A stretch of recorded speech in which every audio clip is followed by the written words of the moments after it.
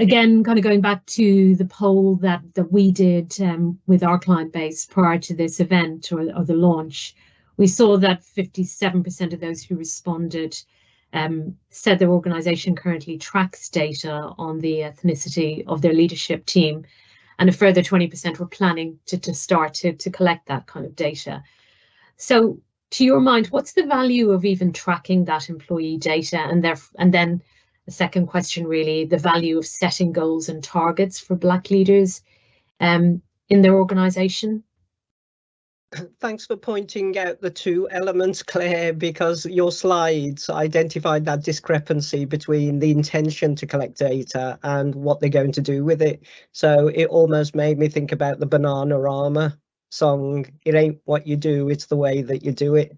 You know, that sort of comes to me, which is collecting data is a starting point. The nature of the data collection is important. And one of the things that we advocate is looking at key data points that link in with the employee cycle, because it's not just about recruitment and attraction, it's about retention, it's about progression, it's also about exiting the organization. So data that sort of captures the story with regards to the fullness of the employee cycle, but it's also not just numerical data in the context of what's really going on, the lived experience, the unspoken elements, and sort of sensitive elements of the feelings, but also the encounters that people have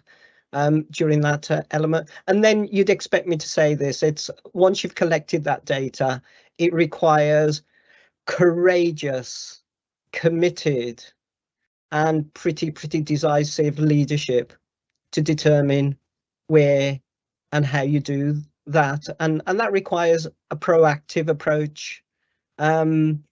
Again, I think one of the traits that we see with quite a few organizations that we work with is they collect data from a defensive proposition to justify what they don't need to change, as opposed to identifying the gaps, the opportunities, and others. And that's why I thought your slide deck, in the context of pretty low propensity of setting targets, probably is a little bit of an alarm call, I think.